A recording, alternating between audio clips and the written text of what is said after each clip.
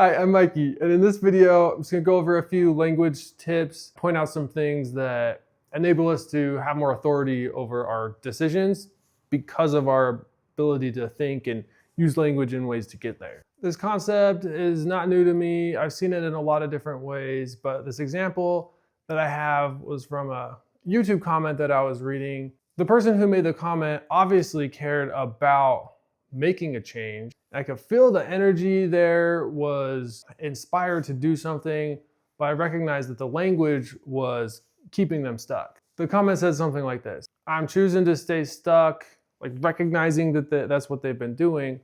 I need to do this. The thing is, saying I am followed by the thing that is not what you want to be doing anymore is counterproductive, right? You're saying I am doing this thing that is not helpful. Recognizing it is good, but if we look at that in the past, then we recognize that we've been taking actions that have been not serving us. I have been choosing to act in this way that has kept me stuck. I have been making choices that have been keeping me stuck. And then following it with something in the present that we're currently doing, enforcing that now we are making this change instead of saying I need to do something, because that sort of puts it off in the future.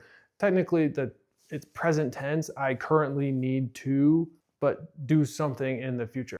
And so this whole I need to do this thing, there's a quote, today is the new tomorrow. And in that quote, just as in the comment that I explained, we're moving everything backward. Instead of I am making these mistakes keeping me stuck, I was making these mistakes keeping me stuck. And instead of I need to do this thing in the future, I am doing this thing now. Today is the new tomorrow. I just say it's just a video of 10 minutes saying today is the new tomorrow.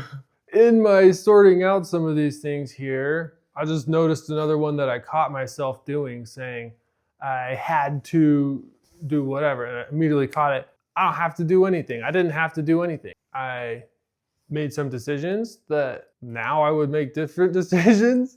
But recognizing that instead of this extremes, this is just a general thing to look out for. It would push things to these levels that it changes the dynamics of things. It removes responsibility, choice. It was saying, I didn't have a choice.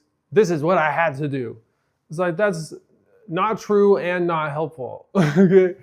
It's not true because you did have a choice. I mean, in pretty much everything, maybe everything, you always have a choice. I mean, sometimes it's like, all right, realistically, there's a clear path forward that makes sense, and you know that's the right thing to do, but it's just something that gets tossed around a lot. And I think growing up around people using this kind of language, we just pick it up and we hear other people saying it and it gets reinforced. Once we start thinking like that we don't have a choice and spend a bunch of time solidifying those pathways, we actually end up in a life where we don't recognize the choices that we do have. And if we don't recognize the choices that we do have, the likelihood of us making a decision that we wouldn't naturally make based on our wiring is infinitesimally small. Infinitesimally small. So small is essentially zero. So recognizing how we're using time, like tense, future tense, present tense, past tense, in our language enables us to assert our meaning and our desires more effectively. So to recap, we got negative present that we want to move forward from. We're looking at that as this was in the past. We've got future things that we know need to be done in our lives to where we see the future that we want to have. We bring those into our present, looking forward, right? We're operating in the present with directionally toward the future that we want to create, that we are creating. See, even there, that we want to create. Want to is not committed. It's not assuming that it's happening. The future that we are creating now. Okay, here's one I picked up. It was a short. The guy really hyped the video at the beginning. I was like, you better bring it, dude. You're gonna spend 15 seconds talking this video up about how great it is. And you know what? It landed. Super concise. You become the person that has what you want in the future now, in the present.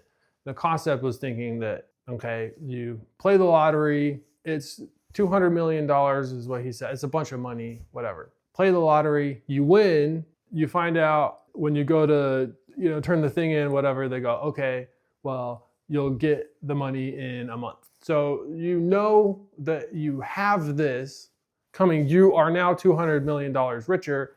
However, nothing's actually changed yet in your physical world, right?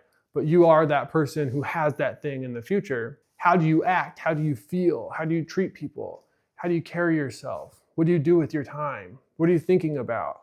What is the state, the energetic state, the neurological state of the you who just won this massive thing? Now, if money isn't the thing that you're after, physical health or relationship, whatever, the concept still applies. It's just a way of, it's been hard for me. It took a lot of work, and still it's like, sometimes I feel like I'm like reaching for it. And that reaching is then that energy that I don't have it, because I'm reaching for it is the wrong energy. So that helped it make more sense to me.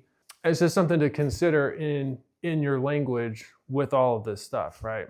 Past stuff in the past, present stuff in the present, including the future that we want to be, being that in the present.